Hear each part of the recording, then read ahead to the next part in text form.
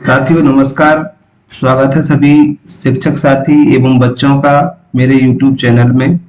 आज के इस वीडियो के माध्यम से हम देखेंगे कि जो वार्षिक मूल्यांकन 2021-22 कक्षा 5 और 8 के लिए आयोजित किया जा रहा है, इसमें वार्षिक मूल्यांकन को 2 खंडों में विभाजित किया गया है। खंड आ में 24 प्रश्न होंगे जो समय सारणी अनुसार छात्रों को अपने केंद्र पर जाकर परीक्षा के माध्यम से करना है। खंड बा में 2 प्रश्न हैं जिसे छात्रों को प्रोजेक्ट कार्य के माध्यम से करना है। खंड आ के लिए 60 अंक निर्धारित हैं और खंड बा के लिए 40 अंक निर्धारित हैं। कक्षा 8 विषय सामाजिक विज्ञान के प्रोजेक्ट में दिए गए प्रश्नों को हम कैसे हल करें कि अधिक से अधिक अंक हम प्राप्त कर सकें और शिक्षक साथी देखें कि बच्चे ने किस तरह से किया है, तब हम उसे कितने अंक देने में सक्षम होंगे। तो बच्चों को जो प्रोजेक्ट कार्य करना है उसके लिए सबसे पहले अपनी सामान्य जानकारी भरना होती है, जैसे कि अनुक्रमांक।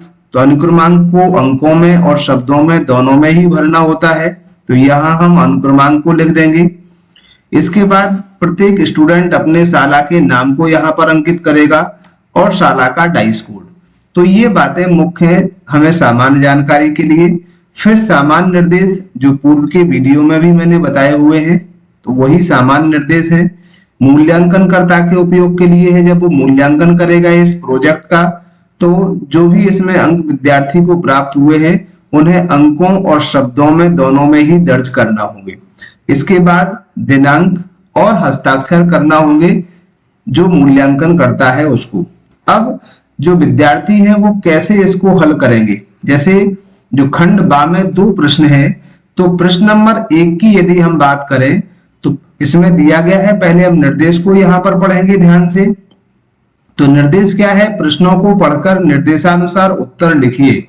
पहला प्रश्न है, नीचे दिए गए दक्षिण अमेरिका महाद्वीप के रेखा मानचित्र में संकेत चिन्हों के द्वारा निम्नांकित को दर्शाइए। यहाँ ये जो 10 बिंदु दिए गए हैं, इन 10 चीजों को जो दक्षिण अमेरिका से संबंधित है, इनका जो मानचित्र आपको दिया गया है इस प्रोजेक्ट में, इन 10 के 10 बिंदुओं को हमें उसमें अंकित करना है। जैसे पहला है अमेजन व कोलोरेडो नदी, तो ये दर्शाना है। दूसरा है आपका एंडीज पर्वतमाला। तीसरा है बोलीविया देश। चौथा है ब्यूनस आयर्स। पांचवा सेंट जॉर्ज की खाड़ी। छठवा है पेंटेगोनिया का मरुस्थल। सातवां टीटीकाक झील। आठवां मकर रेखा। नौवां है पंपास घास के मैदान और 10वां है फॉकलैंड द्वीप। तो ये 10 बातों को हमें मानचित्र पर दर्शाना है। तो चलिए हम मानचित्र को देख लेते हैं। जैसा कि हम देख रहे हैं दक्षिण अमेरिका का मानचित्र दिया गया है।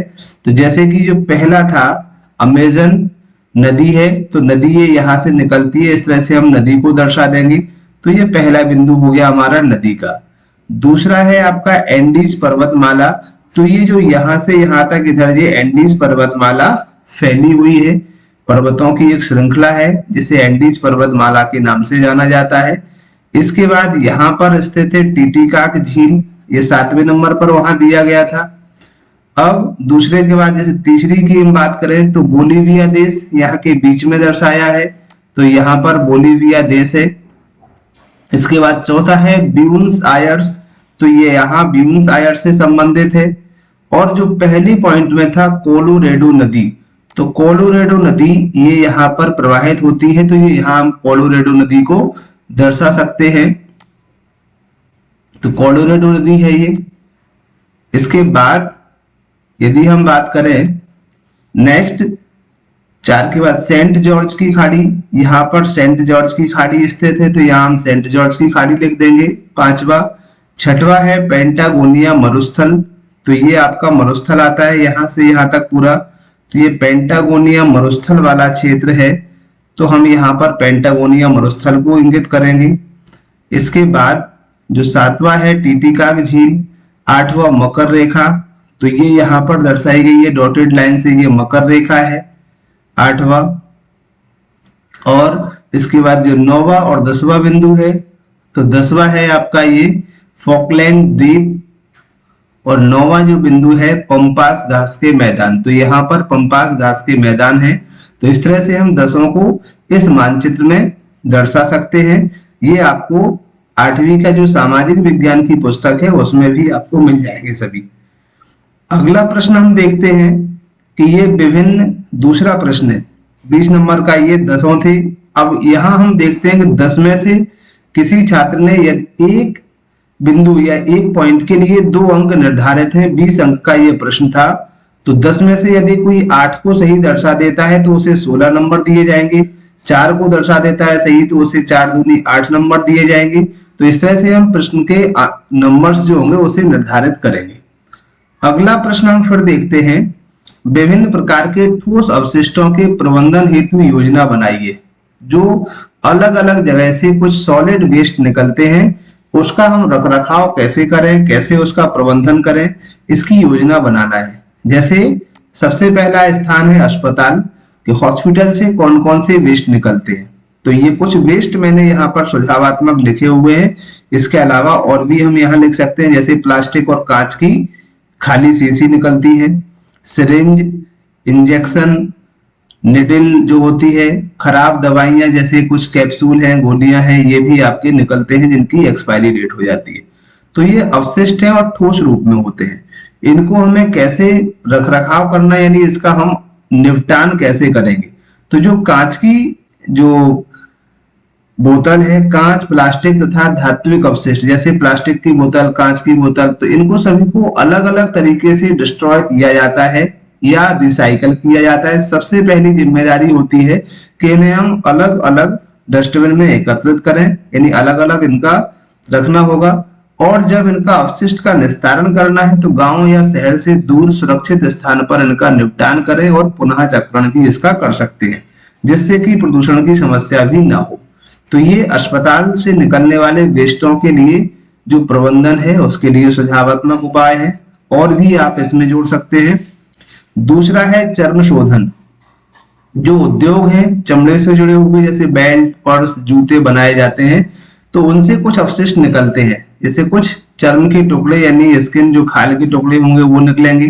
रासायनिक चूर्ण होगा जो उनके चर्म शोधन के लिए होता है, वो निकलेगा। नमक चूर्ण जो उसकी जो स्मेल है, दुर्गंध है, उसको रोकने के लिए होता है, तो ये भी अवशिष्ट के रूप में वहां मिल सकता है।